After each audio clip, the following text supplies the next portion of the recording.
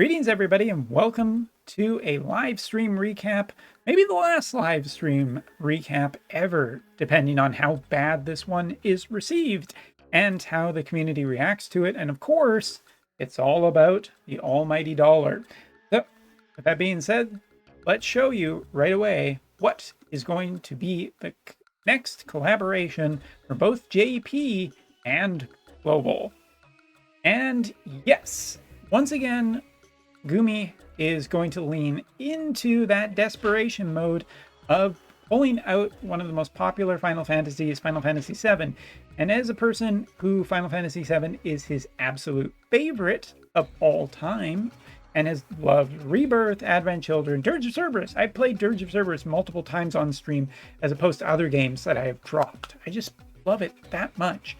I'm very unhappy to see this collaboration. Not because it's inherently bad, or because the movie was bad, or any of those reasons that some people may harbor, but mostly because this just isn't what they should have done. And we're going to talk about it in a second. So, putting aside my feelings, at least until the end, let's go over the collaboration details, because of course that is one of the things people are the most interested in. So the Advent Children collaboration will be starting on April 16th, and as far as I can tell, we'll be going to about May 23rd. That could be the date when the next collaboration starts, but at least for now, this is when this collaboration will be running from and until. The collaboration is 4 characters and 3 vision cards. One of the characters being a new version of Cloud, a new version of Tifa, a new version of Sephiroth, and Kadd. So technically, yes, if you really, really want to get into it, it's 3 reskins, sort of, as well, with 1 new character. If you really, really want to get technical, yes, that is basically the, the so-and-so. So anyway, Cloud is going to be a light elemental character. Tifa will be ice elemental. Kadd is going to be water. Their weapons will be greatsword, fist, and katana as such. And the last character, which will be coming on May 1st, and this is important to denote, May 1st will be Sephiroth, a brand new version of the one-winged Sephiroth, no less, who will be fire elemental. Now, there will also be 3 vision cards, 2 that will come out, or 1 that will come out shortly after Cloud, 1 that will shortly come out after Kadd, and 1 that will come out shortly after Sephiroth. Now, Tifa is going to be the free character. You will get this character when you do the standard pull, and she will just be the free one for this collaboration. As for Kadd will be a 90 cost character. Sorry, Tifa is also a 90 cost character. Kadd will be gacha. Cloud will be a 100 cost gacha character. There will also be given away a free 10 pull ticket for Cloud upon login. And Sephiroth will be a gacha character on May 1st, and there was no word about whether or not Sephiroth will come with any tickets or any aid. But given how strong he potentially looks, I'm going to go so far as to say that no, this is a character that will be the one that is going to be the possibly meta shifter. And we'll get into that in a second. So now, after the watching the video and everything, let's do a bit of a rewind. Come on.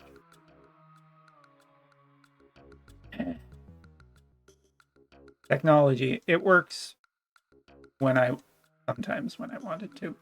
All right, so starting off with Cloud, light elemental 100 cost. New main job. Sub jobs will be Great Knight as well as Knight, so they were very, very original when they did that. Limit Burst will be Limit Burst will be a large damaging one, and sorry, I'll just get the actual slides on screen. Thank you so much. All right. And now I plumb forgot what the actual details were. There we go. Gives an effect that increases physical damage for self for 3 turns, damages the targets after destroying the barrier, that reduces physical damage, extra large damage on this, and lowers chain type resistance for 3 turns while also recovering his own AP. It is Omni Slash version 0.5, so that's pretty cool. People love that animation, so they should be pretty happy to see it here. As for his other abilities, we do get a peek into what they will be like. Cloud is basically a very strong attack type slasher that is a great sword wielding unit. The bottom left ability you can see is an AoE. He has some support skills, and he has also a bit of range in his kit too. The Dispel Cross style attack in the bottom right, which has high range on it. Damage before attack gives a reduction of the enhancement rate to the opponent that you hit. So basically, if you hit an opponent, it seems like any enhancements that they have get reduced, which is kind of interesting. Percentages and numbers, of course, will always be very important to how strong this generally is, but it's a pretty interesting style attack, considering that it comes with a Dispel style effect. Now, as for the top right ability, gives an effect of Shell to self and allies. Also gives a Guts style effect to stop him from receiving a fatal bout of damage. If Guts or Shell is active, single target resistance up and removes protection when attacking, which is an interesting distinction, and I'll be interested to see exactly how that ability works when it is out. As for his other ability here, 3 consecutive hits for targets within a square area. First, attack area resistance penetration rate up.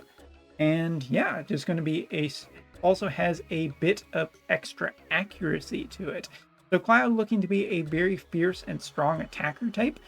As a light elemental character, he may be an interesting addition to the greatsword parties that are forming, but he also might be a little bit superfluous, seeing that there's already an abundance of amazing greatsword characters, and maybe this is one too many. Maybe this is a character that fits in really well. We'll have to wait and see, but let's move on to our next character, which my previews aren't working, so I'm just gonna have to guess and rewind a little bit. All right, so as for Tifa has a brand new main job. She is a 90 cost ice elemental character. Her sub jobs are spearman, as well as I believe martial artist is what I checked it to be, but it might be fighter. It is a type of fist-based sub job, but really I think more than likely, given those two, you're probably going to be focusing on her main one. Good news is that she seems to be a really good strike-based unit that people will be able to get their hands on, and that is capable of powering up other strike-based.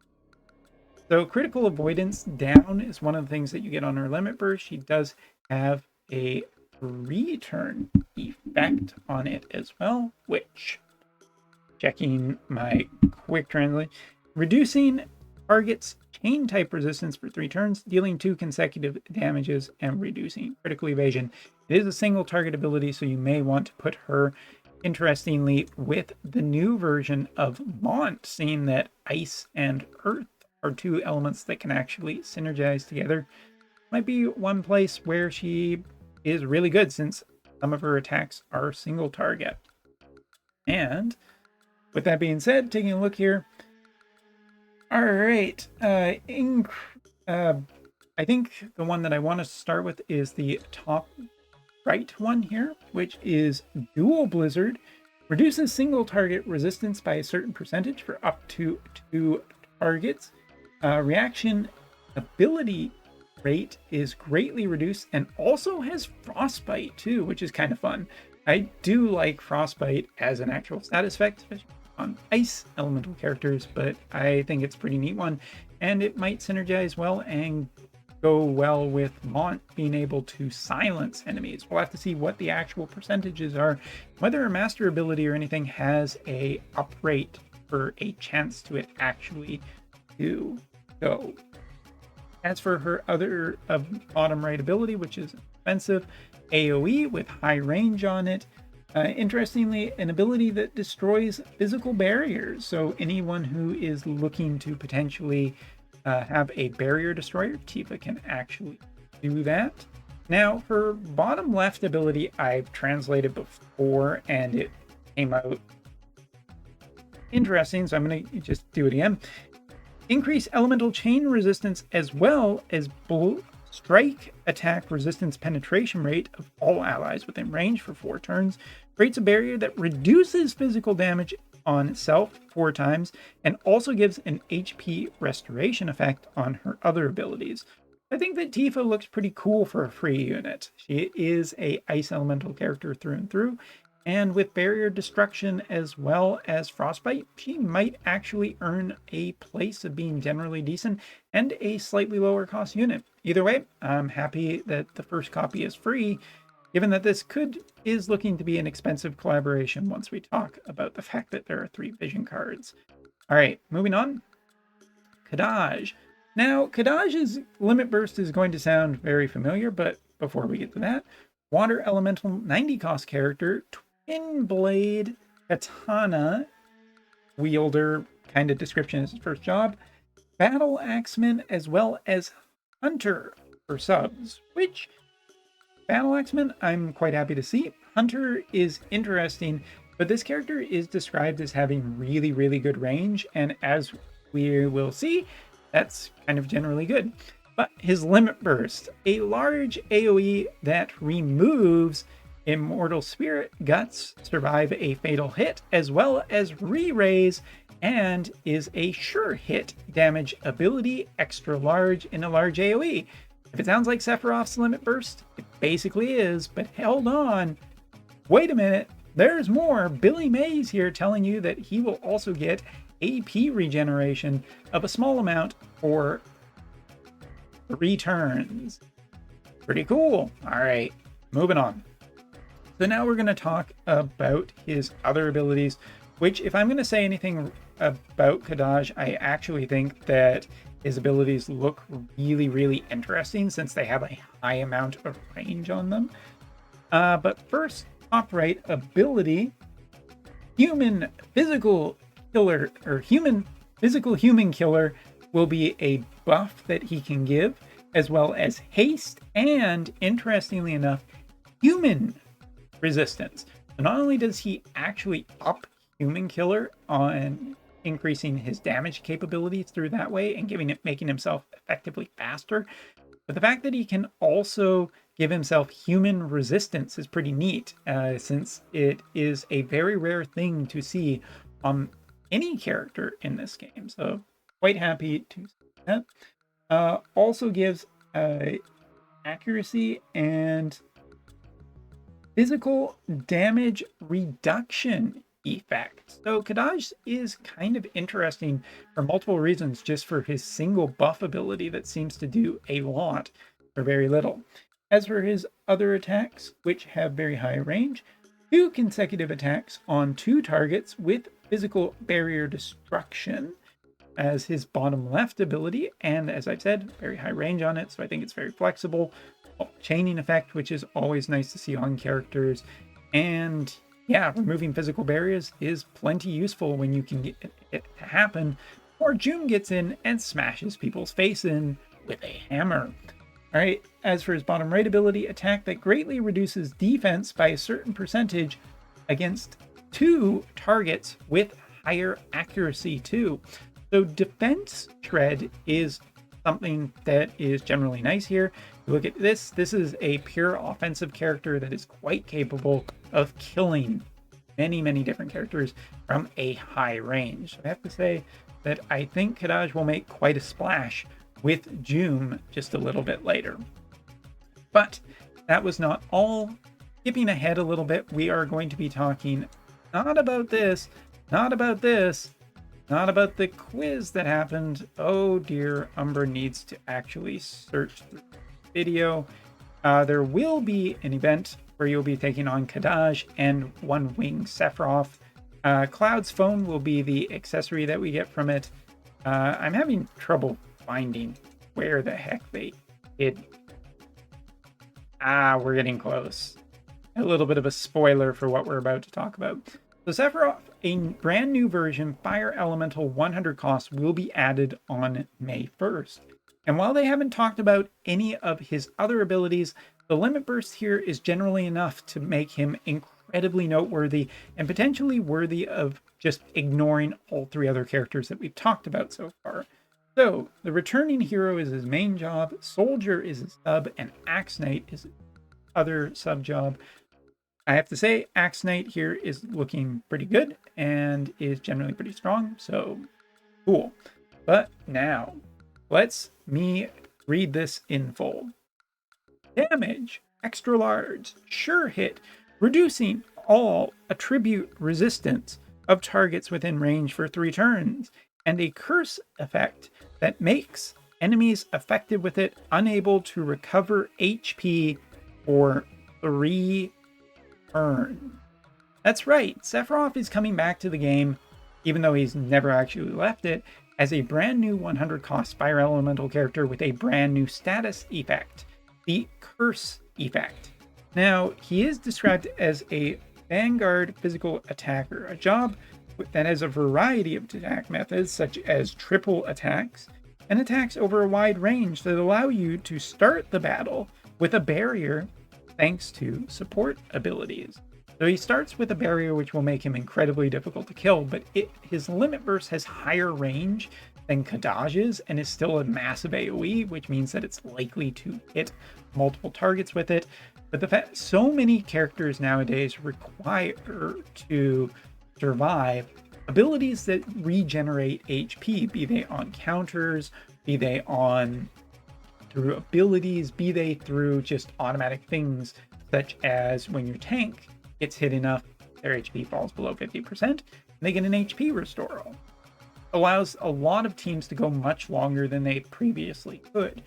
But a curse style effect is a new status effect that might be changing all of that and just completely wipe certain characters from the actual meta. The way the curse style effect works, as you can see here, if you are affected with the curse, and for instance, Ayaka heals Montier, heals for 0. That's right, it's just a flat 0 heal for multiple turns. So the way I read this curse status effect is that whether it's passive effects, whether it is from healing from outside sources, from just a buttload of other things, the answer is no. And it'll be interesting to see how much of a meta shakeup Sephiroth actually is when everything is said and done. Now, with that being said, we could probably discuss a lot more about it, but I still have more to talk about, so let me just try and get through it relatively quickly. The FF7 collaboration will also come with 3 extra vision cards, basically one after each of the gacha characters. As far as I know, they are all 60 costs, they are all 60 costs, which means that they should be job BCs, and those BCs will tend to focus around the characters that have come out about the time that they have. How they interact with certain characters that are currently out that are already incredibly strong will basically determine how the meta will shift, but it should be a pretty interesting period here in terms of upheaval of what teams are meta and what teams exactly are going to look like. But Sephiroth with the new curse status effect should be a massive shakeup. Now, Cloud and Kadd are scheduled to get new weapons that will be farmable during the event. There was no mention of whether Sephiroth will in fact get a new weapon or whether Sephiroth will be using the exact same weapon. At least I didn't hear anything. Now, other details from the stream that I am going to go over very quickly. There was at the start of the stream, a recap of basically all of the stuff that is currently going on, where they kind of announced a few different events that were not announced as well. So we'll take a look at that. Oh yes, also when it comes to Tifa's weapon, a brand new glove, will be obtainable through a challenge board. All right. Sorry, I've been talking for a while and this video is still not over. There will also be a bunch of campaigns and everything to go along with FF7 collaborations and whatnot. Now, talking about those things that we talked about a little bit earlier. There was also a quiz just about Another Story to basically celebrate the fact that Another Story 3 has essentially wrapped up. As for this might be generally interesting to most people who are Veritas enjoyers, because in the bottom left-hand corner there, that's Fire Veritas. Fire Veritas will be coming in the month of May. It also mentions here talking about Ice, Lightning, Light, and Dark Veritas, who are all in preparation of being worked on, but when they are exactly coming out is still to be seen.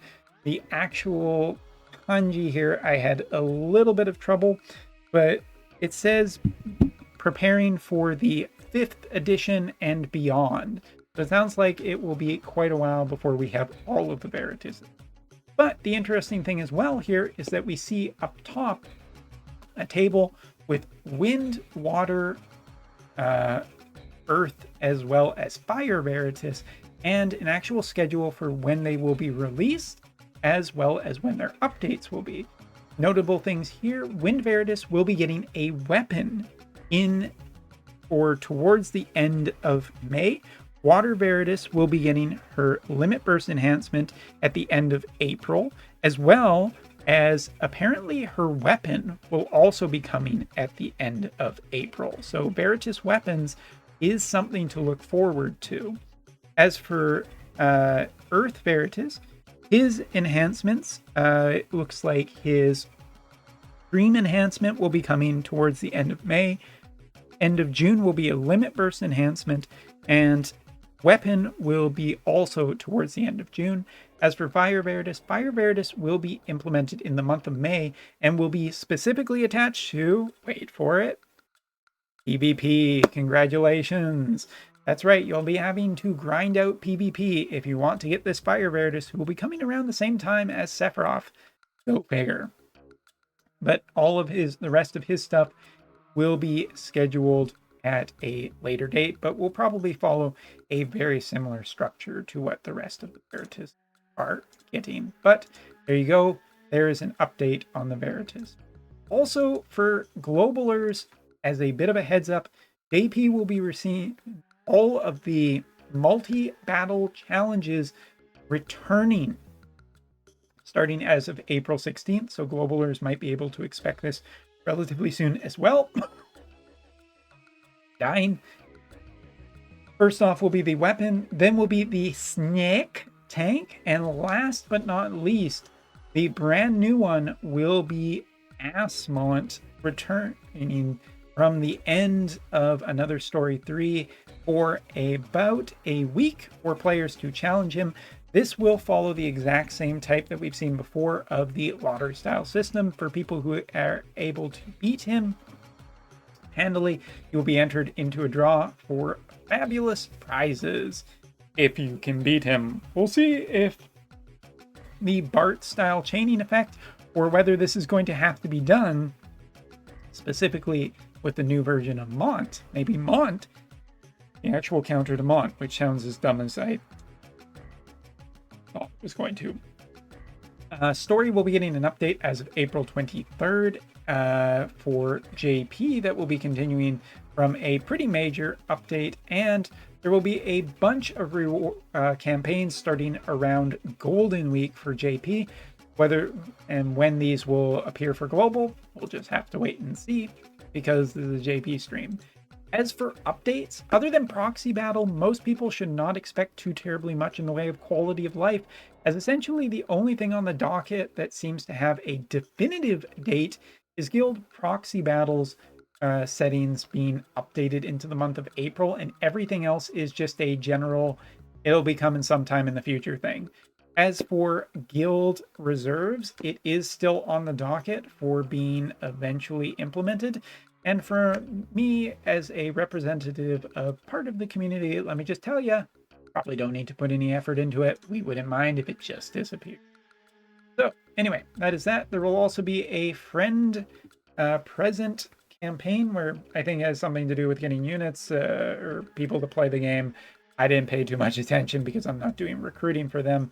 I kind of do that with the videos already, and I'm doing a bad job at it. Last but not least. I think I might have said that multiple times, as even YouTube has given up on me. There was a bunch of presents that are probably very similar to what Global recently got, but JP is also finally getting them now. It won't be enough for most people to land a Sephiroth, but best of luck to all of you. So, as we essentially wrap up this video, I'm just going to say to close out that as a Final Fantasy VII enjoyer, I'm quite disappointed in this, because out of all the 7 characters, that if you had to do a 7 collaboration again, why not just Rebirth? Why not? You could have still done Sephiroth. We could have gotten Vincent instead of Cloud. We could have gotten Cid.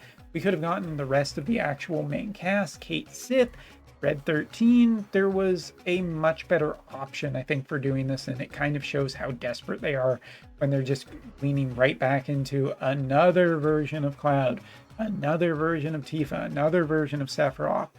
We didn't even get a tactics redo. It's pretty sad, to say the least, that this just, not because these aren't great characters, they truly are, but because this is how maybe desperate they need to be to try and get this game to keep going. I don't know. Of course, the biggest thing that will actually determine whether this was any value or not is the sales data after potentially into the month of May and June. If it picks up sales, it was the right thing to do. And whether it brings in new players or not, personally, if the game is going to continue, it would be much better for having more players instead of less. Either way, this has been an incredibly long recap video, but there's a lot to say, and all I can't say is Jume and Mont are going to be getting some new best friends of some variety from Final Fantasy VII. And when all is said and done, meta may look very, very different as to what it currently does. I'm Umber Rays. Thanks so much for watching to the end. Take care. Later.